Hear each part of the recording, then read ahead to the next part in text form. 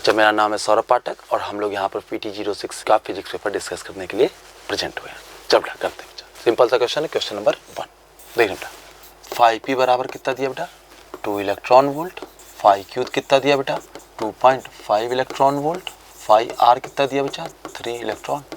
Energy निकालेंगे बेटा हम लोग 1240 divided by lambda in nanometre. Clear बच्चा।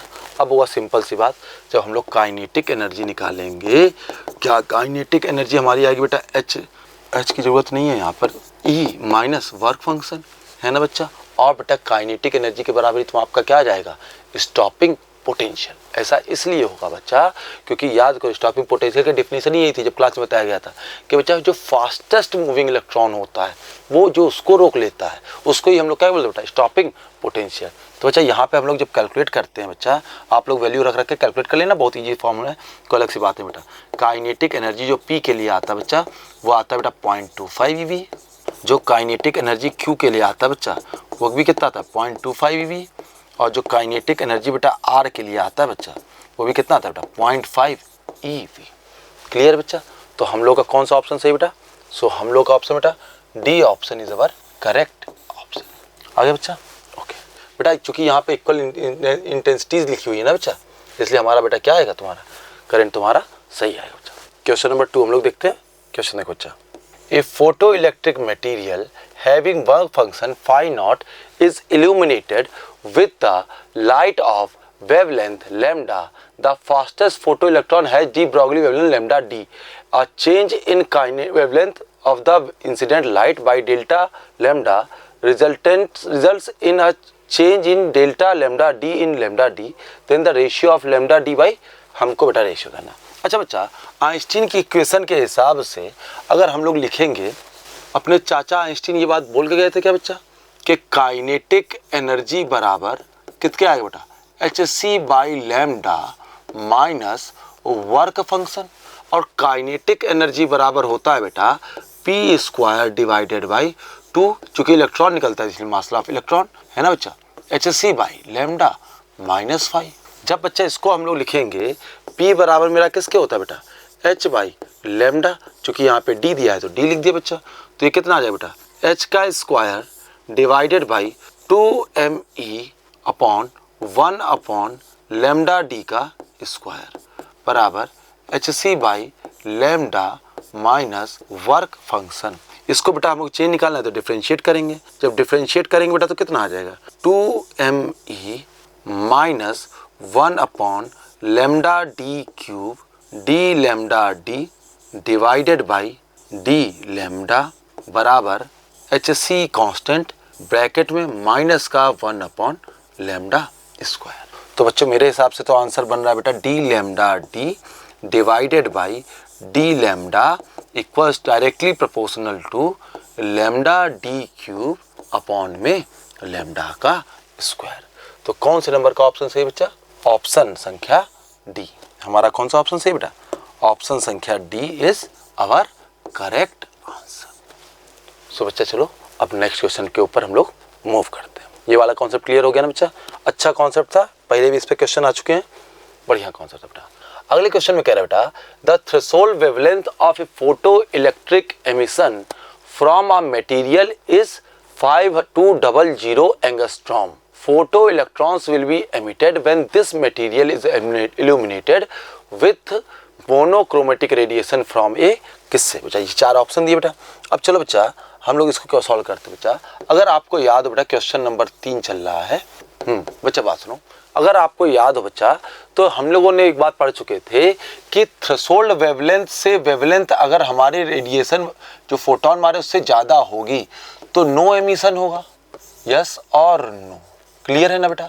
अगर भैया लैम्डा वेवलेंथ से थ्रेशोल्ड वेवलेंथ से कम होगा तब बच्चा एमिशन हो भी सकता है और नहीं भी हो सकता है, पर ऊपर वाले केस के लिए तो ये बात सॉर्ट आउट है कि एमिशन नहीं ही होगा। अच्छा बच्चा ये तो मैटर ऑफ चांस की बात होती है ना बच्चा। यहाँ पर जो वेवलेंथ दी हुई है लैम्डा नॉट, ये तुम्हारी कौन सी बच्चा 5200 एंगास्ट्रॉम, यानी कि बच्चा ये किस रेंज में आता है विजुअल रेंज में। विजुअल रेंज में हमारा आपको पता है ना बच्चा 4000 एंगस्ट्रॉम से कहाँ तक आता है बेटा 7000 या 8000 एंगस्ट्रॉम तक आता है बच्चा, उसके बीच का है। यानी भैया अब जो वेवलेंथ होनी चाहिए इससे कम होनी चाहिए, इससे कम वेवलेंथ बच्चा गिवन ऑप्शंस में से एक के पास ही है, अल्ट्रा वायलेट। तो हमारा आंसर क्या आएगा बच्चा, अल्ट्रा वायलेट। और इंटेंसिटी पर डिपेंड करता नहीं, इंटेंसिटी पर डिपेंड करता है फोटो इलेक्ट्रिक करंट। ओके बच्चा, नेक्स्ट क्वेश्चन देखते हैं बच्चा हम लोग। आई होप आप लोगों को ये वाला क्वेश्चन क्लियर हो गया होगा बच्चा। चलो नेक्स्ट क्वेश्चन देखिए। Wavelength of A first spectral line in बामर series of hydrogen atom is 6561 angstrom, है ना बच्चा, क्लियर भैया। अगला क्वेश्चन बेटा हमसे कह रहा है कि इसी में कह रहा है the wavelength of the second spectral line the Balmer series of singly ionized helium. अच्छा बेटा सिंपल सी बात, हाइड्रोजन एटम है, हम लोग क्वेश्चन नंबर कौन सा बच्चा, चौथा। देखना बेटा बहुत बढ़िया क्वेश्चन है, आसान सा क्वेश्चन है, लेकिन कॉन्सेप्ट बढ़िया है। अच्छा बेटा सिंपल सी बात, उसने कहा वेवलेंथ जो है वो 1/λ स्क्वायर, स्क्वायर नहीं होता है लैम्डा, बराबर r z square 1/n final का स्क्वायर माइनस 1/n इनिशियल का स्क्वायर, है ना बच्चा। हाइड्रोजन के लिए देखा जाए, for hydrogen 1/6561 equals to R Rydberg constant है, नहीं कांस्टेंट, जेड की वैल्यू 1, है ना बच्चा। कहाँ से कहाँ आया है बेटा, 3 से 2 आया है क्या, first spectral line. First spectral line की बात करें तो क्या बेटा 2 से 1 आएगा, आप लोग पता ही है। ओह 2 से 1 नहीं है बेटा, गलती से हो गया, 2 से 1 नहीं है, बामर सीरीज की बात हो रही है ना बच्चा। तो बामर सीरीज की बात हो रही है बेटा, तो बामर सीरीज की पहली लाइन कहाँ से कहाँ आएगी बेटा, 3 से 2 आएगी। तो बच्चा यहाँ पे क्या आ जाएगा, 1/2 का स्क्वायर माइनस 1/3 का स्क्वायर।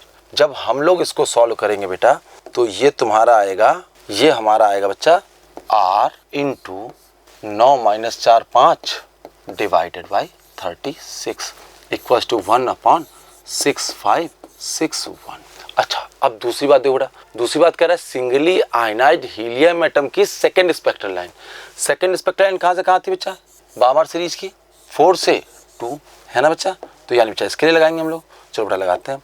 जब हम लोग लगाएंगे बच्चा तो हमारा फॉर्मूला क्या बनेगा, 1/λ equals to r into Z का स्क्वायर। हीलियम के लिए जेड की वैल्यू नंबर ऑफ प्रोटॉन कितने थे बेटा 2, तो 2 का स्क्वायर निकलता बच्चा 4/1 माइनस 2 का स्क्वायर माइनस 1/4 का स्क्वायर।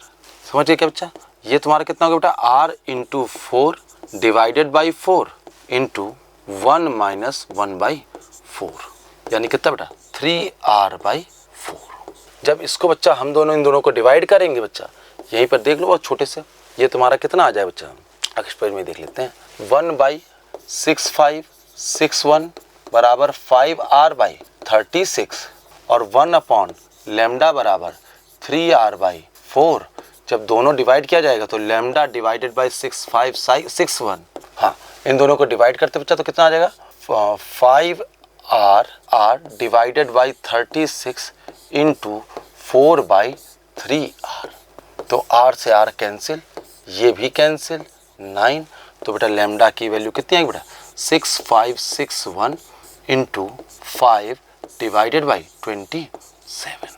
आंसर बच्चा आप लोग कैलकुलेट कर लेना, इसका आंसर आता है 1215 एंगस्ट्रॉम और ऑप्शन संख्या A is our correct answer. I hope you people got this answer. आपका ये वाला पेपर भी अच्छा गया होगा और अब तो आजकल आप लोगों का जेईई मेंस का एग्जाम भी चल रहा है।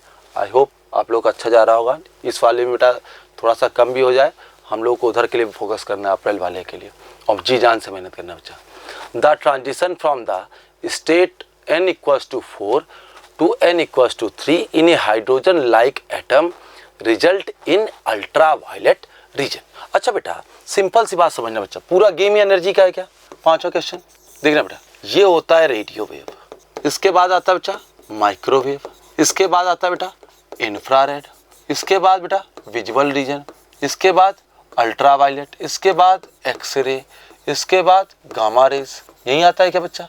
अब बहुत सिंपल सी बात समझो, बहुत सिंपल सी बात कि 4 से 3 जा रहा है ना बच्चा, यानी ये वाली एनर्जी E बराबर किसके आता है बेटा, अभी लिखवाया था बेटा माइनस का 13.6 Z square divided by 1/n1 का स्क्वायर माइनस 1/n2 का स्क्वायर। अरे हाँ के ना।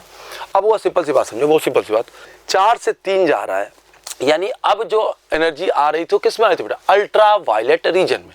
और ये जितने भी एलिमेंट है 2 से 1, 3 से 2, 4 से 2, इन सब की एनर्जियां क्या होंगी, ज्यादा होंगी। क्योंकि इन सब की एनर्जियां ज्यादा हैं और इंफ्रारेड की एनर्जी कम है, तो गिवन कॉम्बिनेशन बच्चा सिर्फ एक ही कॉम्बिनेशन पॉसिबल है कि इंफ्रारेड निकले। वो कौन सा बेटा, 5 से 4, क्योंकि यहाँ पर एनर्जी बेटा कम होगी और एनर्जी कम होती है तो बच्चा ऑब्वियसली बेटा इधर से इधर हम लोग जाते हैं, फ्रीक्वेंसी हमारी इंक्रीज करती है, लैम्डा की वैल्यू डिक्रीज करती है और एनर्जी क्या होती है बच्चा, इंक्रीज करती है। क्लियर बच्चा, आई होप आप लोग ये वाला क्वेश्चन क्लियर हो गया बेटा। नेक्स्ट क्वेश्चन देखते हैं इसका, प्रश्न संख्या 6 देखना बेटा। The electron in a hydrogen atom makes a transition from an excited state to the ground state. Which of the following statement is true? अच्छा, काइनेटिक एनर्जी और पोटेंशियल एनर्जी के बारे में हमको कमेंट करना है। अच्छा बच्चा, बहुत सिंपल सी बात, आप लोगों को ये बात तो पता ही होगी कि ये भाई साहब ग्राउंड स्टेट होता है n=1 और इसके ऊपर जितने भी होते हैं सब तुम्हारे क्या होते हैं बेटा, higher excited state. Higher excited state से लोअर एक्साइटेड स्टेट में हम लोग आते हैं, एनर्जी को लोअर करते हैं। एनर्जी को लोअर करने से क्या होता है बच्चा, स्टेबिलिटी बढ़ती है। हाँ कि ना, यस और नो। तो बेटा एक बात बताओ, हमारे पास ये भी फार्मूला हमको पता है कि काइनेटिक एनर्जी जो होता है इसका मैग्नीट्यूड होता है टोटल एनर्जी के बराबर, और इसका मैग्नीट्यूड किसके बराबर होता है, पोटेंशियल एनर्जी के आधे के बराबर, है ना बच्चा। टोटल एनर्जी बराबर कितना आता है बच्चा, 13 माइनस का 13.6 Z² बाई n²। क्लियर बच्चा, ऑब्वियसली बच्चा हायर से लोअर आ रहे हैं यानी n की वैल्यू डिक्रीज करेगी, टोटल एनर्जी का मैग्नीट्यूड इंक्रीज करेगा, तो काइनेटिक एनर्जी क्या होगी बेटा, इंक्रीज करेगी। But total energy due to stability बेटा माइनस में चीजें कम हो जाती हैं, पता ही है आप लोगों को, तो बेटा ये क्या करेगी, डिक्रीज करेगी, टोटल एनर्जी भी डिक्रीज करेगी और पोटेंशियल एनर्जी भी क्या करेगी बेटा, डिक्रीज करेगी, because lower potential energy higher stability. तो कौन सा ऑप्शन आपका सही लग रहा है बेटा, हमें तो ये ऑप्शन सही लग रहा है बच्चा कि तुम्हारा काइनेटिक एनर्जी इंक्रीज करेगी और पोटेंशियल एनर्जी तुम्हारी क्या करेगी बेटा, डिक्रीज करेगी, as well as total energy और पोटेंशियल एनर्जी दोनों आपकी बेटा क्या करेंगी, डिक्रीज करेंगे। अगला क्वेश्चन देखते बच्चा, देख रहा बच्चा, a hydrogen atom and Li++ ion are both in the second excited state. Second excited state यानी n बराबर, क्लियर बच्चा, एक हाइड्रोजन के लिए है एक लिथियम के लिए है, और एंगुलर मोमेंटम और एनर्जी पे कमेंट करना है। बच्चा सिंपल सी एक बात बताओ यार, अभी अभी बात हो चुकी है, E बराबर कितना बेटा, माइनस का 13.6 Z² by n²। Okay clear है भैया। अगला क्या बोल रहा है बच्चा, एंगुलर मोमेंटम के बारे में बात कर रहा है। एंगुलर मोमेंटम क्या, NH/2π आता है बच्चा, हाँ n बराबर 2 के लिए। अब बच्चा सिंपल सी एक बात सुनो, for hydrogen for lithium Z बराबर 1 Z बराबर 2, क्लियर है भैया, 2 नहीं होता बच्चा 3 होता है यार, Z बराबर, क्लियर बच्चा, n बराबर 2 n बराबर 2, L बराबर 2H/2π, L बराबर 2H/2π, यानी L तो दोनों का क्या है बेटा, L हाइड्रोजन और L लिथियम दोनों के लिए क्या है बच्चा, सेम। ओके एनर्जी की बात करो बेटा, एनर्जी का मैग्नीट्यूड की बात करो तो इसकी वैल्यू कितनी बेटा, माइनस का 13.6 डिवाइडेड बाई 4, इसका बच्चा कितना हो जाएगा, माइनस का 13.6 इंटू 9 डिवाइडेड बाई 4। अब अगर देखा जाए एनर्जी इसकी तो लोअर है, लेकिन हमको एनर्जी के बारे में बात नहीं करना बेटा, हमको मैग्नीट्यूड ऑफ एनर्जी के बारे में बात करना है। तो कौन सा ऑप्शन आपका सही होगा बेटा, B option is our correct option. आया बेटा, क्लियर है, ऑल डन। अच्छा बच्चा, बढ़िया सवाल था बच्चा। अगला क्वेश्चन डिस्कस करते हैं। देखो बेटा, एक क्वेश्चन है, ये कह रहा है the x t graph of a particle undergoing SHM is shown in the below, the acceleration of the particle at t = 4/3 second एच। अच्छा बच्चा, हम लोग को ग्राफ दिया हुआ है, इस ग्राफ से क्वेश्चन नंबर 8 है ना, क्वेश्चन नंबर 8 की हम लोग बात करते हैं, है ना बच्चा। क्वेश्चन नंबर 8 बेटा, एम्पलीट्यूड कितना दिया बच्चा 1, टाइम पीरियड कितना दिया बच्चा 8, तो ओमेगा बराबर कितना आ जाएगा 2π डिवाइडेड बाई 8, यानी π/4 आएगा। हाँ क्लियर है, यस और नो, आया बेटा। वैल्यू रखो, x बराबर किसके बेटा, a साइन ओमेगा t, भाई यहाँ पर 0 है, यानी कितना बेटा 1 इंटू साइन ओमेगा की वैल्यू π/4 इंटू t। एक्सेलरेशन का फॉर्मूला क्या होता है बेटा, माइनस का omega square a sine omega t, यानी बच्चा कितना बन गया, माइनस का π π/4 का square into 1 into sine π/4 into time कितना दिया बच्चा 4/3 यानी कितना बेटा माइनस का pi square divided by 16 pi square divided by 16 sine pi ये देखो 4 से 4 कैंसिल π/3 कितना बेटा √3/2 यानी कितना बच्चा माइनस का pi square divided by 32। Option number कौन सा सही होना चाहिए? मेरे हिसाब से तो सही होना चाहिए बेटा डी वाला ऑप्शन हमारा करेक्ट ऑप्शन है। अगला क्वेश्चन देखो क्या कह रहा है। ए होलो पाइप, होलो नहीं hollow pipe of length 0.8 meter is closed at one end and its open end is 0.5 meter long. Uniform string is vibrating in its second harmonic and it resonates with the fundamental frequency of the pipe. Okay, if the tension in the wire is 50 Newton and the speed of the sound is 320 meter per second, the mass of the string is mass of the string पूछा बच्चा। String पीने वाला नहीं रस्सी वाला string है ना बच्चा। खैर कोई बात नहीं, नंबर क्वेश्चन देखते हैं। ये देखो भैया, लो खुश हो जाओ। क्या कह दिया बेटा? ये कितना है 0.5 मीटर, ये कितना है 0.8 मीटर। अरे हाँ के ना, क्लियर है भैया। अब बच्चा ये कह रहा है कि यहाँ पर जो रस्सी है it's open end 0.5 metre long uniform string is vibrating in its second harmonic. Second harmonic बच्चा आप लोग पता ही है ये वाला बनेगा क्या? हाँ के ना, यस और नो। यानी बेटा बउआ सिंपल सी बात बताना, v बराबर एफ लैम्डा। यहाँ पर भाई साहब ओपन एंड वाले बात करेंगे तो ये वाला फॉर्मूला क्या 1 सेकंड हार्मोनिक के लिए 1/L √T/μ बनेगा क्या? और ये किस में रेजोनेट कर रहा है बच्चा?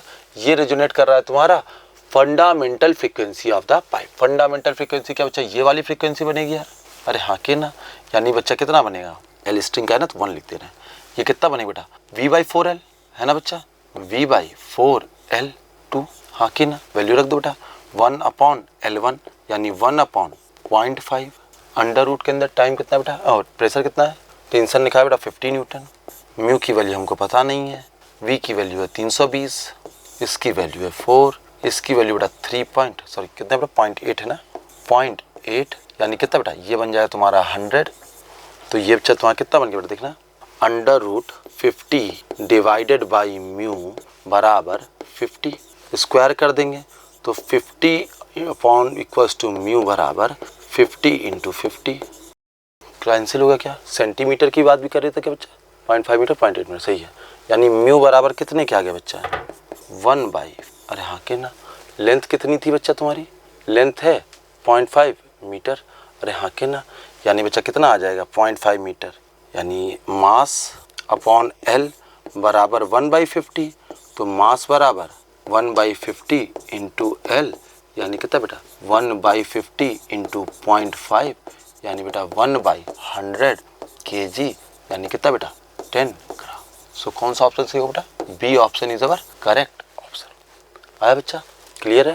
बढ़िया कॉन्सेप्ट था। अगला क्वेश्चन देखते बेटा। The atomic mass of a C612 is 12.00000 U and C613 is the 13.00354 U. The required energy to remove a neutron from 6C13 if mass of the neutron is इतना will be। अच्छा बेटा simple सी बात बताओ, बहुत simple सी बात।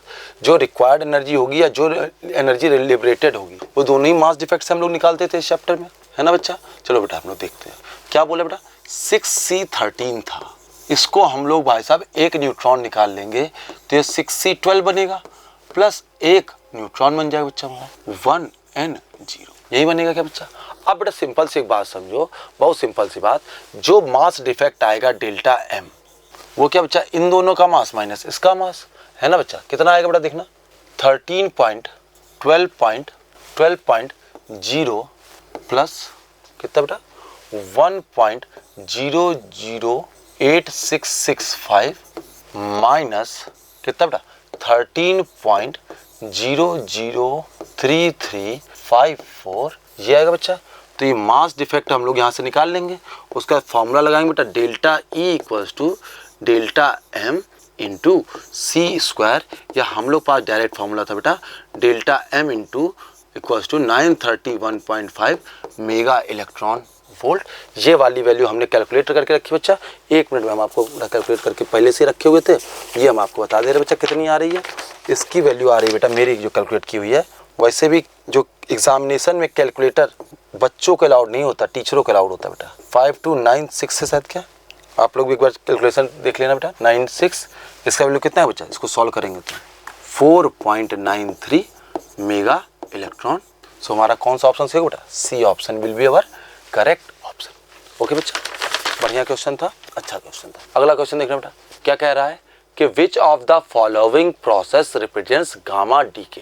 अच्छा बच्चा, एक चीज़ तो आप लोगों को पता ही होगी कि गामा डीके जो होता है बस उसमें होता कुछ नहीं बच्चा, बहुत सिंपल सी बात होती है कि इलेक्ट्रॉन एक्साइटेड स्टेट में आता है, एक्साइटेड स्टेट से वो जब ग्राउंड स्टेट में आ रहा होता है तब बच्चा वो फोटोन छोड़ता है, उसमें कोई चेंज नहीं आता बच्चा।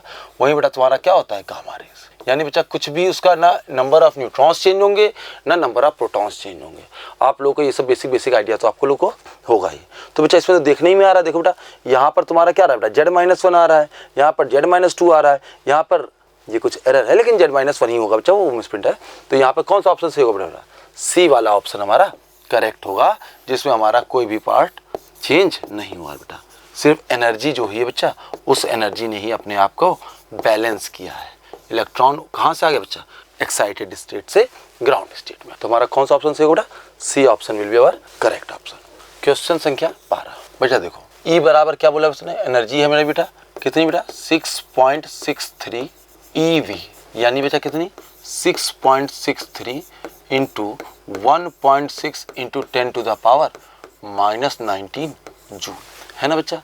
अब बच्चा HF बराबर किसके बेटा, ई के, यानी बेटा कितना 6.63 into 10 to the power -34 into frequency बराबर 6.63 into 1.6 into 10 to the power -19 joule. ये कैंसिल, F बराबर 1.6 into 10 to the power 15 hertz, which is our correct answer, D option is our correct answer. Okay बच्चा, clear है। चलो बेटा next question हम लोग question number 13 discuss करते हैं।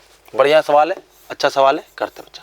देखना बेटा सिंपल क्वेश्चन। अच्छा बेटा, लाइमन बामर पास्चन ब्रैकेट फुल, लाइमन सीरीज पुराना आया हुआ क्वेश्चन ये भी बच्चा, किसमें निकलता बेटा, अल्ट्रा वायलेट। बहुत इंपॉर्टेंट है, कई बार पूछा गया बच्चा, इसलिए इस चीज को रट लो, ना समझो तो रट लो। अल्ट्रा वायलेट कितना बेटा, विजिबल रीजन। और इसके बाद के जितने भी होते हैं बामर, Lyman Balmer, Paschen bracket, fund, जितने भी हैं बच्चा सबके सब किसमें देते हैं, इंफ्रा। क्लियर बच्चा। तो हमारे हिसाब से बेटा ए वाले का कौन बन रहा बच्चा, 2, बी का मिलान 4, सी का मिलान 1 या 3 में से कोई भी, और डी का मिलान 1 या 3 में से कोई भी। इस हिसाब का आंसर जो बेटा हम लोग को पहले के 2 ऑप्शन चेक करने से मिल गया बेटा, C option is our correct option. आ गया बच्चा, वेरी गुड। अगला क्वेश्चन देखते बेटा, अगला क्वेश्चन बढ़िया क्वेश्चन है बच्चा, देखना। विच of the following circuit is reverse bias. Reverse bias का क्या कॉन्सेप्ट होता है बच्चा, बहुत सिंपल सी बात है। रिवर्स बायस तब होता है जब anode is at lower potential than cathode. देखना बेटा बहुत सिंपल सी बात है, यही वाली चीज होती है। ये अगर 1 इज ग्रेटर देन 2 होगा तो बच्चा तुम्हारा क्या होगा, फॉरवर्ड बायस होगा। अगर 1 लेस देन 2 होगा तो तुम्हारा क्या बनेगा, रिवर्स बायस बनेगा। चल देखने बेटा इस वाले क्वेश्चन देखते बेटा, यहाँ पर देखो बेटा शुरू हम लोग मान लेते हैं कि करंट तुम्हारा 0 है। अब हुआ सिंपल से बात, देखो यहाँ पे +2 है, यहाँ पर 0 है, ऑब्वियसली ये हायर है। अगर ये हायर है तो तुम्हारा कौन सा रीजन है बच्चा, ये तुम्हारा फॉरवर्ड बायस में है। ये तुम्हारा बेटा 0 है, ये -5 है, ऑब्वियसली बेटा ये हायर है, तो ये तुम्हारा फिर से किसमें बेटा, फॉरवर्ड बायस में है। ये हायर है, ये -10 है बेटा, फॉरवर्ड बायस में है। यहाँ देख बेटा ये +2 है, ये +4 है, यानी बच्चा कौन से रीजन में आ गया तुम्हारा, ये तुम्हारा बेटा D option is our correct option. Clear है बच्चा। अगला क्वेश्चन देखते बेटा, a source of sound of frequency 16 hertz is placed inside the water, the speed of water in water, speed of sound in water is इतना and air is इतना, the frequency of the sound recorded by an observer who is standing in air. अच्छा बेटा simple सी बात समझो, frequency V = F lambda. बहुआ बात सुनो, बहुत simple सी बात है, डिफरेंट बातें नहीं है। V बराबर किसके आता है बच्चा, F लैम्डा के। फ्रीक्वेंसी किस पर डिपेंड करती है बच्चा, सोर्स पर, मीडियम पर डिपेंड नहीं करता। V किस पर डिपेंड करती है बेटा, मीडियम पर। ये बेटा किस पर डिपेंड करती है, बोथ पर। जब इस तरह की बातें हम लोग को क्लियर है, यानी फ्रीक्वेंसी कितनी रहेगी बेटा, 16 हर्ट्ज, यानी कौन सा ऑप्शन सही होगा बेटा, डी ऑप्शन। पहले का पूछा हुआ क्वेश्चन है, बढ़िया क्वेश्चन है। आगे बच्चा क्लियर है।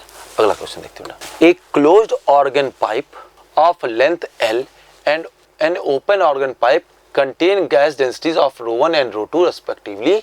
The compressibility of gases are equal in both the pipe. Both the pipes are vibrating their first overtone with the same frequency. The length of the organ pipe is. Okay. देखो बच्चा, हमको एक बात दी हुई है। क्या क्या बात दी हुई है बेटा, इस हिसाब से हम लोग डिस्कस करते हैं। एक ये वाली ऑर्गन पाइप है जिसकी लेंथ दी हुई है बच्चा L, क्लोज्ड है ना, हाँ। इसमें बेटा डेंसिटी है ρ1। कंप्रेसिबिलिटी दोनों ने सेम बोल दी, यानी K1 बराबर K2 के, तो बच्चा B1 बराबर किसके बेटा, B2 के। क्लियर बच्चा। अब बड़ा सिंपल सी बात देखो, ये फर्स्ट ओवरटोन में कर रहा है। फर्स्ट ओवरटोन बोले तो इस तरह की बात ही होगी क्या, अरे हाँ के ना, यानी बेटा कितना आ जाएगा ये तुम्हारा L बराबर किसके 3 λ/4, तो बेटा लैम्डा बराबर किसके 4L/3, तो बच्चा फ्रीक्वेंसी बराबर मेरे आ जाएगी 3V divided by 4L। Clear बच्चा। पहले वाले के लिए बात हो रही है तो 1 अरे हाँ के ना, यानी बेटा इसको अगर हम लोग लिखेंगे तो कितना आ जाएगा बेटा 3/4L under root B1 divided by ρ1। अच्छा, दूसरे वाले के लिए क्या बात कर रहा बेटा, दूसरा कह रहा है कि ओपन ऑर्गन पाइप है ना बच्चा, ये भी किसमें कवर कर रहा बेटा, इस वाले में कवर कर रहा बेटा फर्स्ट ओवरटोन। इसका तो फर्स्ट ओवरटोन यही आएगा, यानी लैम्डा बराबर किसके बच्चा L के, V बराबर किसके बेटा F लैम्डा के, यानी बेटा F बराबर किसके बेटा V/L के, यानी कितना बेटा 1/L2, यहाँ 2 लिख दे रहा बच्चा, ये कितना आ जाए बच्चा तुम्हारा अंडर रूट B2/ρ2। दोनों का बेटा कंपेयर कर दिया क्योंकि उसने बोला ही दोनों की फ्रिक्वेंसी सेम है, यानी F1 बराबर F के, सॉल्व करेंगे बेटा तो तुम्हारा कितना आ जाएगा, B से B कट जाएगा बेटा, ρ2 ऊपर आ जाएगा, यानी L2 बराबर मेरे हिसाब से बेटा L से L भी कट जाएगा। कौन सा है बच्चा, ये दोनों बेटा तुम्हारे सॉल्व करने के लिए ये इधर चला जाएगा, ये इधर चला जाएगा बेटा, तो यानी कितना आ जाएगा बच्चा L2 बराबर 4L divided by 3 √/ρ1 divided by ρ2 आएगा बच्चा। यानी कौन सा ऑप्शन सही बेटा मेरा, C option is our correct option. चलो बच्चा अगला क्वेश्चन देखते हैं। Question number 17, A B C है ना बेटा, इससे हमसे कहा जा रहा है बेटा ये B है, ये X है, X तुम्हारा किस तरह के गेट की तरह बिहेव कर रहा है। अच्छा बेटा देखो, यहाँ भी A दे दिया, यहाँ भी A दे दिया, तो ये क्या तुम्हारा A बार बन जाएगा, यहाँ भी B दे दिया, यहाँ भी B दे दिया, क्या B बार बन जाएगा। ये तुम्हारा बेटा क्या बन रहा है A बार डॉट B बार का पूरे का बार, यानी बेटा डी मॉर्गन्स लॉ लगा देंगे बेटा, यानी कितना आ जाएगा A बार प्लस B इस पूरे का बार और प्लस इस पूरे का बार, यानी कितना बच्चा A प्लस B, यानी कौन सा गेट बनेगा बच्चा और गेट, यानी कौन सा बेटा ऑप्शन सही है, B option is our correct option. चलो बच्चा नेक्स्ट क्वेश्चन देखते हैं बच्चा। ये तो डायरेक्ट बेसिक क्वेश्चन आ गया यार, है ना, ये सिंपल सी बात है यार, बहुत सिंपल सी बात कि ए पीएन जंक्शन डायोड है, डी जैसा कि तुमको दिया हुआ है। ऑब्वियस सी बात है बच्चा, जब हम लोग भाई साहब नॉर्मल उसको देंगे तो ये बेटा इस साइकिल के लिए बच्चा ये क्या आ जाएगा, ये फॉरवर्ड बायस में आ जाएगा तो कंडक्ट करने लगेगा, और इसके लिए बेटा क्या आ जाएगा रिवर्स बायस में तो कंडक्ट नहीं करेगा, ओपन सर्किट हो जाएगा। तो तुम्हारा कौन सा ऑप्शन सही होगा बच्चा, इसका 18 का ऑप्शन मेरा C will be our correct option. Okay बच्चा अगला क्वेश्चन देखते बेटा। हाँ कह रहा है बेटा, ए wooden block performs SHM on A frictionless surface with A frequency V0, the block carries a charge plus Q on its surface if now uniform electric field is switched on. अच्छा बेटा एक बात बताओ, सिंपल सी बात, हमारा time period जो होता है इसमें 1900 क्वेश्चन, टी बराबर किसके होता है बेटा 2π अंडर रूट m अपॉन के। सिंपल सी बात बच्चा, m अपॉन के कर है, ना तो मास चेंज हो रहा है ना ही के चेंज हो रहा है, स्प्रिंग कांस्टेंट, यानी इसका मतलब बेटा टाइम पीरियड कैसा रहेगा बेटा कांस्टेंट सेम, तो फ्रीक्वेंसी भी क्या रहेगी बच्चा सेम। क्लियर बच्चा। ऑब्वियसली बेटा जो तुम्हारा मीन पॉइंट है वो तुम्हारा क्या हो जाएगा बेटा चेंज हो जाएगा, तो कौन सा ऑप्शन सही होगा बच्चा मेरा, with the of the same frequency and with shifted mean position, A option is our correct option. अगला क्वेश्चन देखते बेटा, बहुत सिंपल सी बात देखो, कह रहा है कि a point of mass m is subjected to a two simultaneous sinusoidal displacement in x direction, x1 equals to a sin omega t, x2 equals to a sin omega t plus 2π/3, adding a third sinusoidal x3 equals to b sin omega t। ये तुम्हारा completely किस में आ जाता बेटा rest में, the values of b and phi. अच्छा बेटा simple सी बात सुनो, हम लोग फेजर से इसको सॉल्व करते थे क्या बेटा, हाँ तो बेटा तुम्हारा क्या निकलेगा बेटा देखना, x1 plus x2 plus x3 बराबर कितना बेटा रेस्ट पे आ गया नहीं बेटा 0, अरे हाँ के ना, है ना, brings the to a complete rest, यानी बेटा कहीं भी कोई भी मोशन नहीं हो रहा है, ये कहने का मतलब बेटा कोई भी उनका कोई भी पोजीशन में चेंज नहीं आ रहा है, ये रेस्ट का तो मतलब होता है। तो बच्चा यानी सिंपल सी बात, x1 प्लस x2 बराबर किसके बच्चा, माइनस का x3। अरे हाँ के ना, बस भैया फिर क्या है, तो सॉल्व कर लो बेटा। देख x1 कितना दिया बेटा, a sin omega t, x2 कितना दिया बच्चा, a, और ये वाला कितना दिया बेटा 120 डिग्री। इन दोनों का रिजल्टेंट निकालोगे बच्चा, इधर आएगा क्या, अरे हाँ कि ना, यस और नहीं आया तो बेटा तुम्हारा कितना आ जाएगा, b बराबर तुम्हारा बच्चा आएगा इन दोनों का रिजल्टेंट से under root a square plus 2a square cos 120 degree, इन दोनों से कटेगा बच्चा, तो b बराबर का मैग्नीट्यूड कितना बेटा a।